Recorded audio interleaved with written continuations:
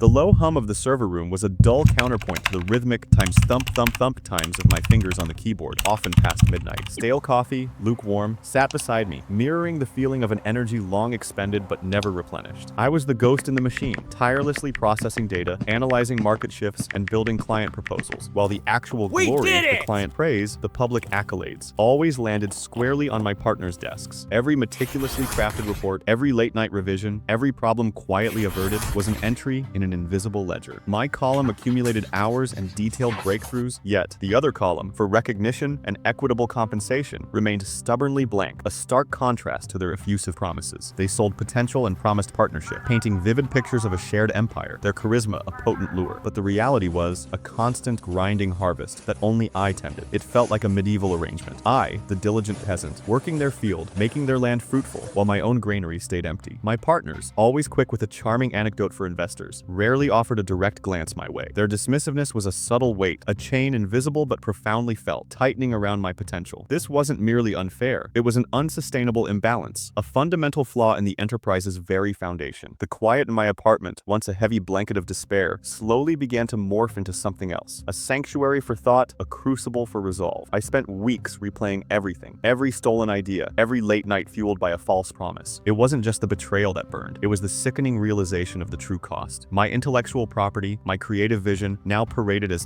their time's groundbreaking success. While their social feeds boasted of new launches and lucrative deals, their voices loud and triumphant in industry news, I sat in silence, sifting through the wreckage. That silence, however, was not empty. It was filled with a growing resolve. I revisited the original partnership agreement, a document I'd once dismissed as airtight binding. Lawyers had confirmed its seeming finality months prior, cementing my helplessness. But something nagged at me. On the third read-through, late one Tuesday night, my eyes snagged on a single, almost innocuous phrase buried in Appendix B, concerning derivative works. A subtle ambiguity in its wording, a deliberately vague definition for prior art that, under specific interpretations, created a hairline fracture in their claim. It wasn't a gaping loophole, but a whisper of a possibility. This overlooked clause, previously considered insignificant, now pulsed with a nascent power. My silence wasn't surrender. It was a strategy, a sharpened blade. The game wasn't over. I was just learning its true rules. The silence after that final, dismissive exchange wasn't empty. It was the fertile ground where my true strategy began to take root. My first covert move involved quiet, confidential consultations with a sharp employment attorney, recommended by an old professor. Simultaneously, I initiated my new ledger, a meticulously detailed personal spreadsheet. This wasn't just a record of hours. It documented every concept pitched, every revenue-generating project I had spearheaded, and every client relationship I personally cultivated. Days blurred into weeks as I dove deep into archived emails, pulled early project timelines from old servers, and unearthed forgotten draft proposals. This investigative phase was tedious but absolutely essential, demanding a patience I didn't realize I possessed. While the partners publicly celebrated their successes, oblivious and overconfident, I was building an irrefutable narrative of my own. Have you ever felt like your contributions were deliberately erased? Share your stories below. Every piece of evidence I gathered was a silent brick laid in the foundation of my coming revolution, a quiet testament to their profound and continuing oversight. While they continued to celebrate their supposed victory, believing their careless actions had secured their future, my quiet work truly began.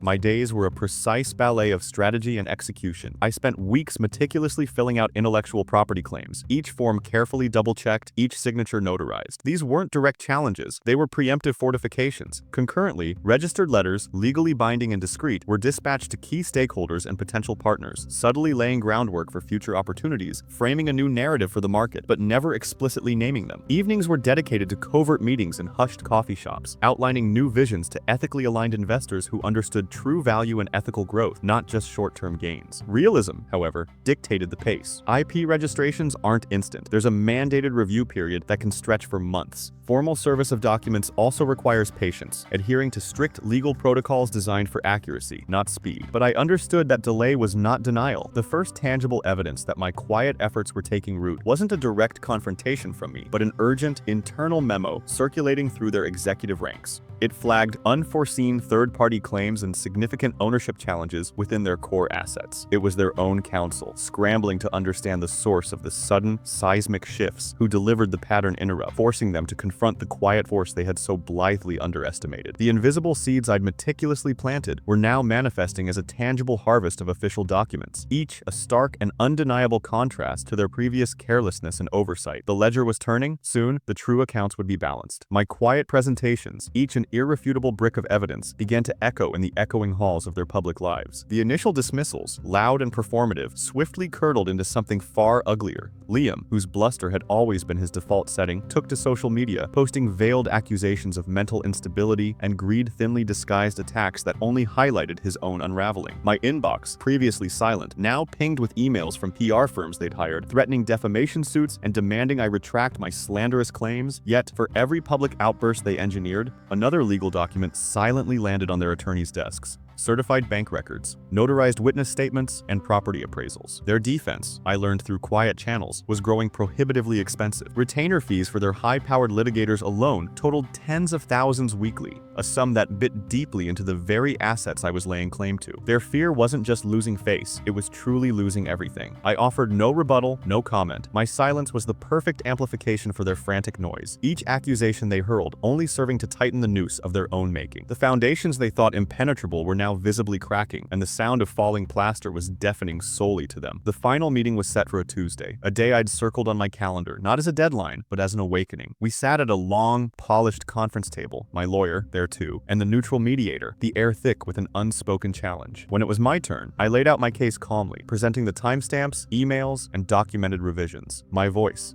steady and clear, recited facts, not grievances, detailing every contribution, every stolen hour. Their initial confidence, the smugness they'd worn so casually, and began to fray as my counsel revealed how the ambiguous clause in our original agreement, the very one they believed guaranteed their perpetual control, actually worked against them. Their faces, pale and drawn, contorted from disbelief to panic. Arguments became desperate, increasingly emotional, collapsing under the weight of notarized facts. The Lord, usually so composed, stammered, his denials hollow against the irrefutable evidence. When the final settlement document slid across the table, signed by their counsel, I felt a physical shift. It wasn't just paper. It was the tangible deed to my professional autonomy. The lock had been picked. Now I could walk through the door. The quiet, after everything, became my most valuable asset. No more urgent emails demanding impossible turnarounds. No more whispered anxieties about budgets I couldn't control. That past life, tilling another's field and pushing someone else's harvest, faded with each sunrise over the expansive acres of my own vision. I'd spent years behind their barricade, limited by expectations, but now the horizon stretched open, entirely mine. My revived enterprise isn't just a business. It's a living testament to reclaiming